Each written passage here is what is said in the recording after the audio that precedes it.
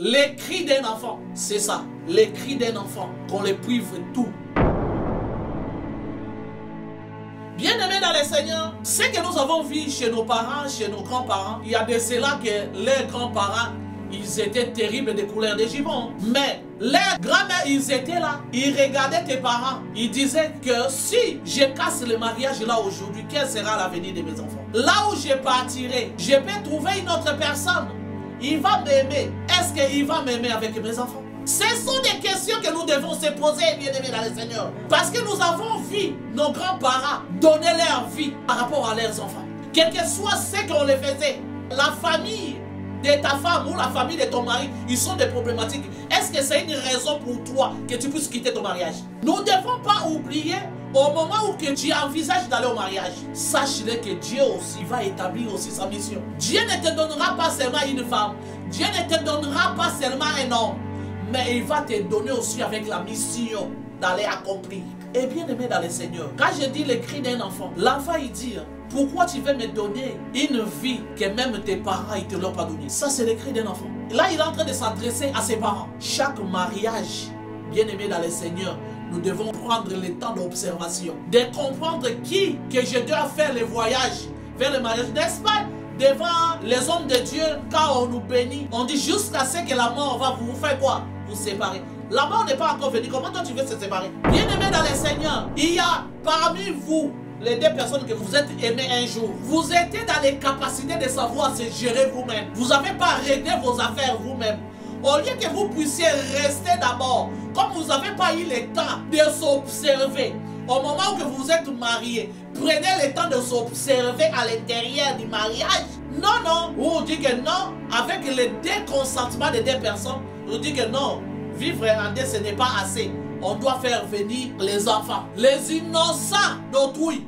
Ils ont quitté le ciel, ils sont venus se retrouver au milieu de vous. Et maintenant, parce que vous ne vous entendez pas, vous voulez détruire la destinée, vous voulez détruire la vie de ces enfants-là. Bien-aimé dans le Seigneur, toi qui écoutes la voix de Dieu, dans tout ce que je suis en train de dire, si tu es à l'étape de fiançailles, prends le temps de consommer le temps de ta fiançaille. Si tu viens de te marier, prends le temps où toi tu t'es marié précipitamment parce que tu avais besoin de qu'on puisse te tactiler. Et tactile-toi encore davantage.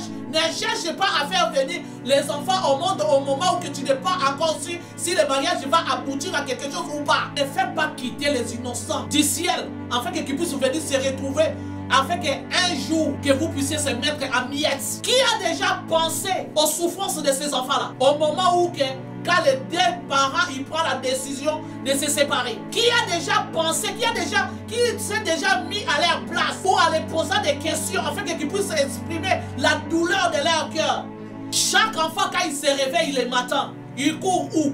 Il va frapper la porte de qui? Bien-aimé dans le Seigneur, tu sais quand un enfant il se retrouve dans cet état-là, il se réveille, il vient, il court, il se trouve devant la porte de la chambre de ses parents. L'enfant il vient, il se rappelle, maman il n'est plus là, ah papa il n'est plus là. Qui s'est déjà posé la question à place de ces enfants là, la douleur qu'il sent? Bien aimé de le Seigneur, il ne faut pas être méchant ou méchante. Avant de commencer à faire des enfants, tu dois bien réfléchir. Un jour tu seras devant Dieu, Dieu va te demander les comptes de ces enfants qu'il t'a donnés. Comment tu les as gérés sur cette terre des humains? Un enfant qui a déjà habitué, le matin quand il se réveille, il court vite, il ouvre la chambre de ses parents. Il vient papa, papa, maman, il saute sur vous. Et quand l'enfant il se réveille, il regarde la gauche, il regarde la droite, il voit, il cherche les coups de son père au moment où il levait ses mains comme ça.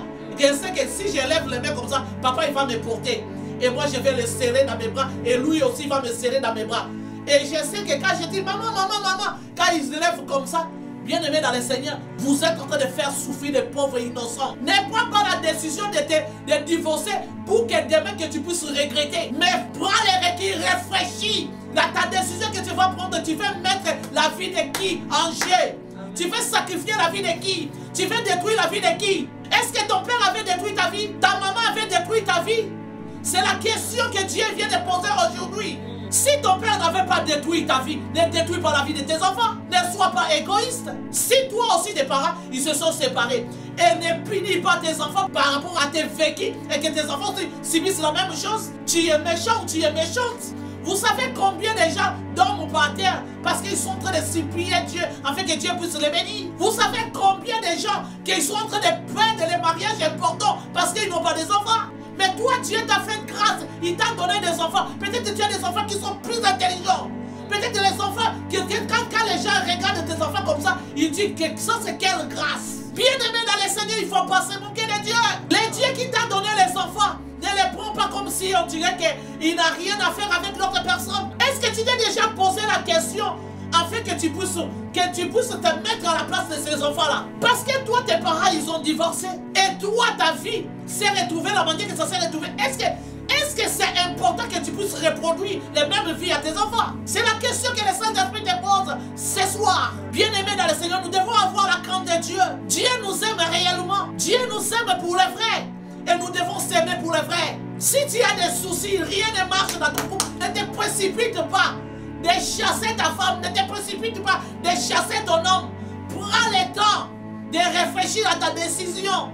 Et bien-aimé dans le Seigneur, au moment que toi tu auras le temps de réfléchir, ne mets pas à côté tous les reproches de ta femme. Sinon tu t'en sortiras pas. Tout ce que ta femme te reproche, ne mets pas ça à côté. Tu dois aussi le mettre devant de toi. Pourquoi il te fait tes reproches? Pourquoi il te reproche de telles choses? Toi aussi la femme, tu dois faire la même chose.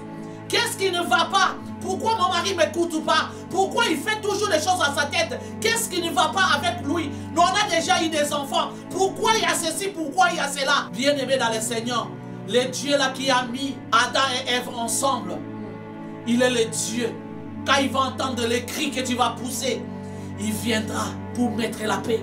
Quelle que soit la dimension des péchés que Adam et Ève ils ont commis dans les jardins d'Adam, Dieu les a mis en dehors des jardins, mais Dieu ne les a pas abandonnés. Bien-aimés dans le Seigneur, les premiers divorces pouvaient se faire dans les jardins d'Adam. Au moment où Adam s'est mis commencer à accuser sa femme aussi, elle pouvait aussi faire aussi comme toi, comme moi aussi je peux le faire, en disant, oui, aujourd'hui tu me condamnes, tu es en train de m'accuser. Tu savais que c'est toi, tu étais le responsable du jardin. Oui. Pourquoi quand je t'ai proposé, tu n'avais pas refusé? Ils pouvaient se retrouver là devant Dieu. Ils sont en train de s'accuser et en mettant trop de bruit devant Dieu. Au moment que notre Dieu, il est le Dieu de paix, qu'est-ce qu'Ève a fait?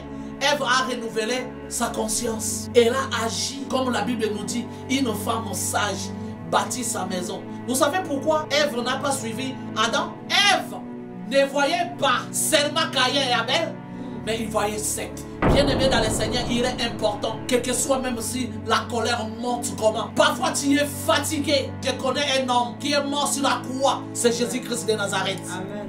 Aucune chose, bien-aimé dans le Seigneur, ils peuvent se tenir au devant de toi que le nom de Jésus-Christ ne puisse pas résoudre, ne puisse pas donner la solution.